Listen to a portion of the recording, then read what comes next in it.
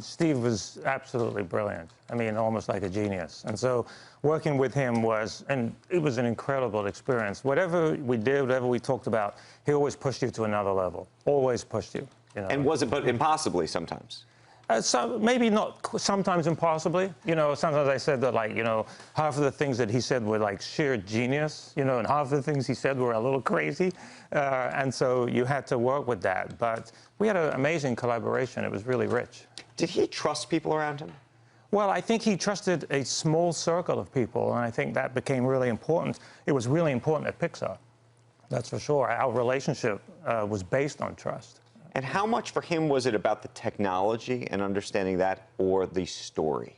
Well, at Pixar, definitely both. Steve and I together came to appreciate the value and the power of story. We didn't go in knowing or understanding that. Right. But from John Lasseter and Ed Catmull, we learned it, and we realized, you know, how important that was, and a lot of the success came from respecting that. Do you think he changed over time? The reason I ask is, you sort of met him at a low point in his career.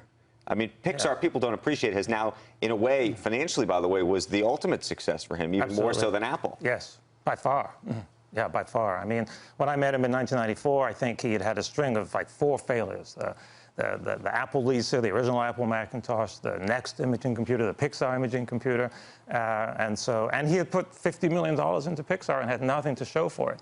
You know, and, you know, 10 years later, that was worth, you know, $12, $13 billion. That is pretty interesting, though, that it's the underlying story, because that's not what you think. You think the technology of Pixar and the animation is what does it, but let's say you do that without a story. So the content of the content actually makes a difference, and the technology just delivers the content. It's amazing. It's amazing. It's true. No, and Toy Story 1 is one of the greatest stories, I think, and the jokes and the characters and actually 2 and 3 aren't. I don't like 2. 3 I love though a lot. And then you go to, you know, The Incredibles, or I love them all. Bugs Life, love them all. Where's Bugs Life 2? Did that come out? They didn't. There's not a Bugs Life 2 yet, but I think it'd be great.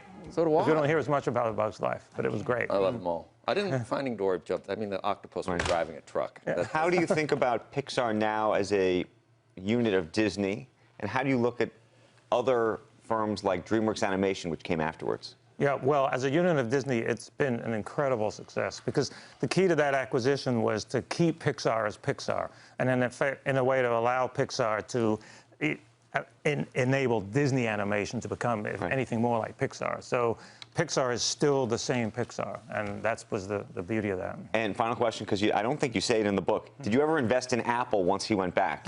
I didn't, actually. You did not? Right, right. Although much to the regret of my wife, I might add. Okay. Lawrence, thank you. Congratulations on the book. Thank you very much.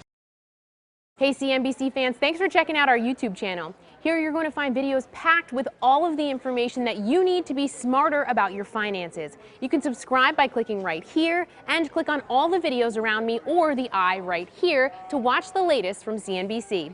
Thanks for watching.